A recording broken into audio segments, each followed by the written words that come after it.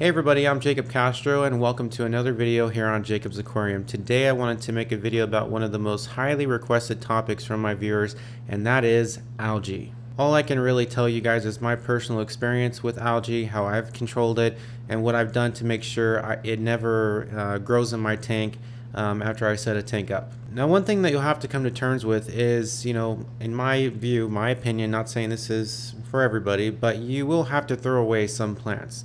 Some plants will just get caked with algae so badly, whether it's hair algae, blue-green algae, green spot algae. It's just entirely impossible to get it off, and you'll just have to throw them away. In my opinion, that's part of the startup process with the Planet Tank. It's part of the the life cycle of the tank, moving into this this new world. So my view and my opinion is that you will have to throw away some plants and just start new. And I don't mean, start new by replacing all the plants in your tank. Obviously, the algae, won't get that bad if you follow all the rules that I'm about to talk about, and you won't have to, do that. You won't have to throw away all your plants, but you will have to throw away some, and you'll just have to get some new ones. And that's why I always recommend people start out with really cheap and easy to grow plants. I don't recommend you start out with dwarf baby tears or pearlweed or any plant that's going to be your prized possession in your tank, because especially if you're starting a new tank, putting one of those plants in there and then it getting covered with algae and it dying, or you have to replace it, it's going to cost you a lot of money, and it's probably going to be a little heartbreaking as well, because that's your prized plant just going in the trash because you can't save it from the algae catastrophe. So to have minimal algae in a new Planet tank, or to try to prevent it, period, the things you can do is stock your tank full of plants. And when I say full of plants, I don't mean your prized possession plants. I just mean plants that are easy to grow and that are cheap. For example, Amazon swords are pretty cheap. They sell for $1.99 on my website. Other websites are more expensive, but I think that's the cheapest website or the cheapest plant on my website. So that would be a good plant to stock a tank up with, just to get things rolling. And the reason why you do that is because the more plants you have in your tank, the more those excess nutrients are being consumed by these, this big quantity of plants. Because one thing I know for sure that feeds algae is excess nutrients, and that could come in the form of overfeeding, fish waste, or improper tank maintenance, or laziness, basically. So having a lot of plants in a Planet aquarium will act as a natural filter, of course, and it'll consume a lot of those excess nutrients and help prevent algae. Now, also in the Planet tank hobby, there are people that start out in many different genres, I guess you could say. There are people that start out with a low-tech tank, and there are some people that have the money and they start out with the high-tech tank. Now, I will admit that people that start out with the high-tech tank, like CO2, good fertilizer, whether it's dry or liquid, good lighting, things like that, they tend to have less problems, because it just, there's certain requirements in a Planet tank, and when you have all those requirements, you're not trying to cut anything out to be on a budget, you tend to have less problems. So one thing that I noticed for people that start a Planet tank and they don't start with CO2 is they get a lot of green spot algae, and that's typical when there's not enough CO2 injection into the Planet tank, or into your aquarium. It's all over Google, it's all over the Planet tank forums. Everybody swears by that you just have to have enough CO2 or you get green spot algae. And not only have I read that everywhere, but that's something I've experienced myself when I've had Planet tanks throughout the years, that not having enough CO2 will just it won't give the plants enough what they need to grow, and green spot algae just covers them and just grows and grows and grows. It even grows on the glass, and it's very, very hard to scrape off. So that's one problem that people might have when you're doing a low-tech tank, is that you just don't have all the requirements, and some issues as far as algae are just bound to happen. And green spot algae is one of those things when you just don't have enough CO2 being injected into your aquarium. Now, another thing that people say to do when you do have algae in a new Planet tank is do a lot of water changes. And see, that's something that I highly disagree with, because I don't even do that. And, I have algae for probably 3 or 4 weeks in a new Planet tank, and then it goes away after that. And I don't do water changes every day or 50% water changes every week, which I just think is ridiculous. That from what people are telling you you should do if you have algae in your aquarium.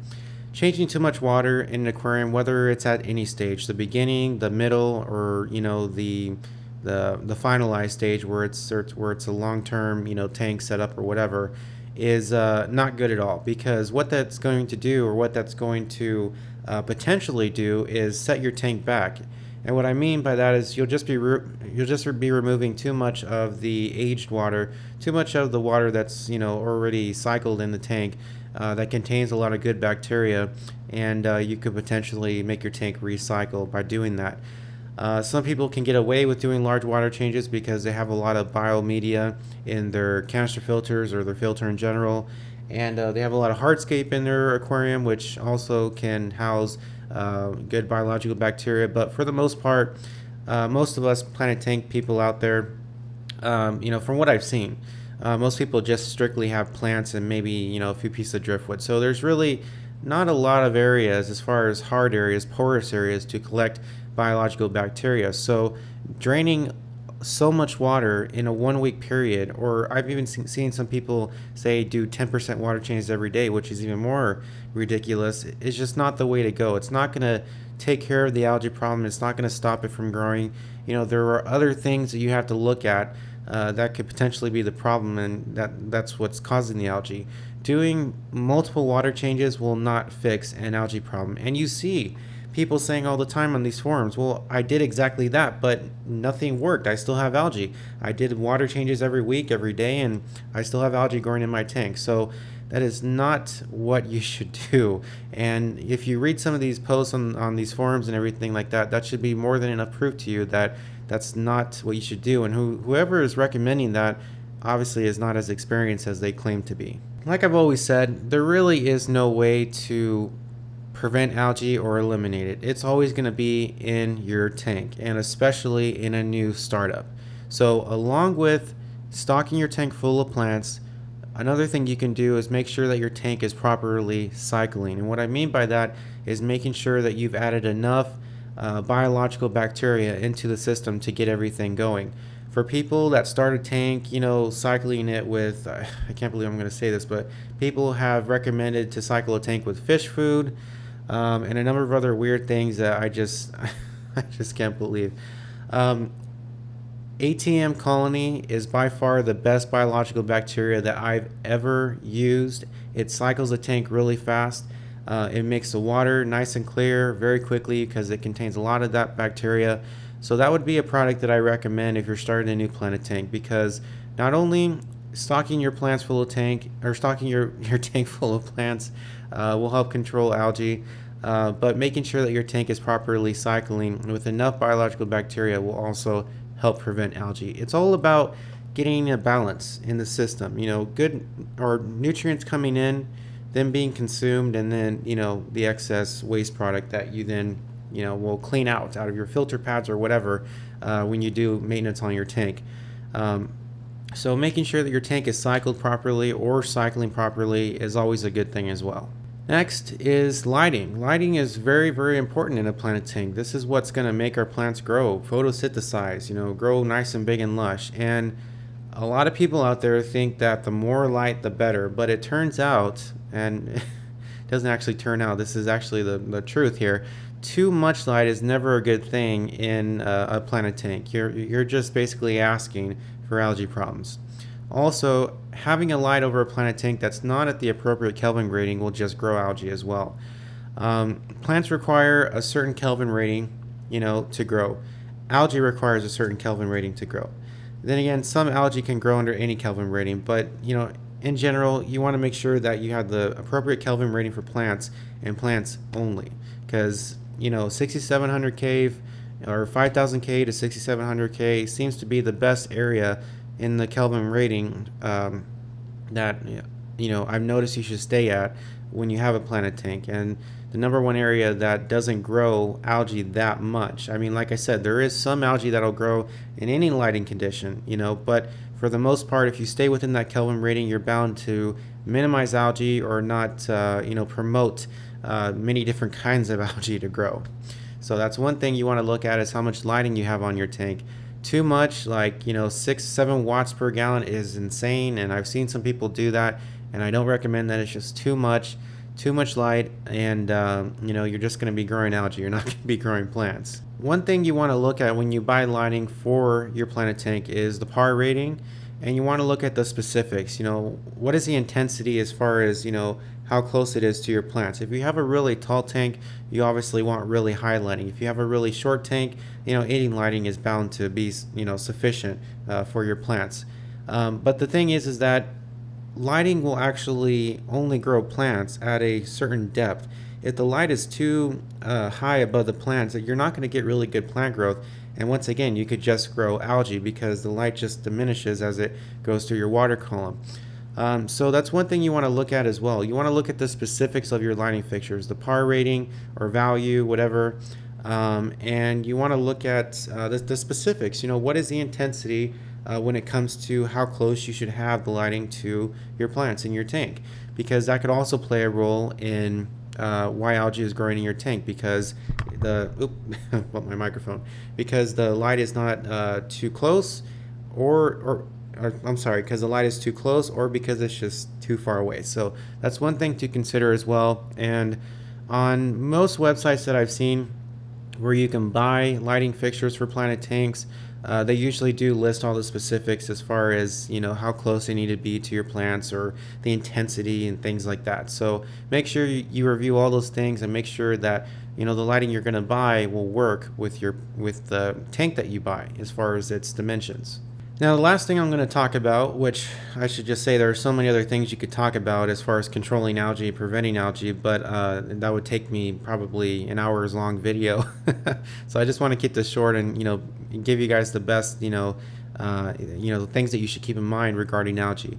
But one thing that kind of bugs me when it comes to people recommending solutions to controlling algae is there's some people out there that say you have to have a lot of water flow in your planted tank. And not necessarily is this true, because a lot of water flow in a planted tank is going to increase your oxygen in your planted tank, which will decrease your CO2 levels. And that's not what you want to do in a planted tank. You want to increase your CO2 levels so your plants can consume that, because they're carbon life forms and they need CO2 to grow. Just like, we don't need CO2 to grow, but we're carbon life forms and we need certain things to grow, and it just so happens plants need CO2. But yeah, you're going to diminish those CO2 levels, and that's not what you want to do. You're going to get incredibly poor plant growth, and you'll just be wasting money if you have a CO2 injection system on your tank. So there's a certain amount of water flow that you can have in a planted tank. Don't get me wrong, you can have in a planted tank, but too much is not a good thing. Just like too much lighting is not a good thing, too much water flow is not a good thing. If you have a power head in your planted tank, that's I've seen people do this. It's insane. If you have a power head in your tank that's bursting out 200 GPH into your tank, whether it's an 80 gallon, 100 gallon, doesn't matter. That is way too much water flow. That's pretty much equivalent to probably having a bubbler, like an air stone in your tank. That's just putting way too much oxygen into your system. And most people think you have to break the surface of the water to increase oxygen in a tank, but no, you can get the same effect just by having a lot of water movement. So yes, water movement is good in a planted tank, but too much is not good at all, because you'll just be wasting money on CO2, or you'll just be wasting money period on plants, because they're not going to grow like you're expecting, because you'll just be diminishing your CO2 levels very rapidly with way too much water flow. So a nice little small pump, or simply just relying on the output from your canister filter to provide good water flow, as long as you have it blowing out properly into your tank to create a nice little flow, is sufficient. You don't need to put a giant power head in there. You don't need to put a pump in there or anything. Just something just to move the water around just a little bit.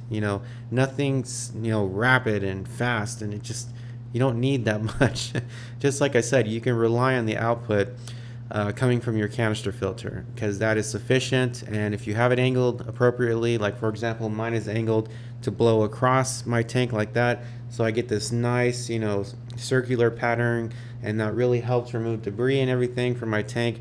So you know, that's more than enough to as far as water flow to have in your planted tank. So all those things you should keep in mind as far as algae in the planted tank. It's not possible to completely eliminate it. You can just only prevent it and control it. So keep that in mind, and I hope that this video has taught you guys some things today. If you have any further questions about things I didn't discuss regarding algae, feel free to comment below, and I will respond as soon as possible. Thank you guys so much for watching this video. I really appreciate it. If you guys would like to buy plants from me, my website is jacobsaquarium.com. I have the cheapest prices on the internet, and you get the same quality plants as you would from the other big guys. Check out jacobsaquarium.com for quality aquarium plants. Thanks again for watching, guys. I really appreciate it, and I will see you next time.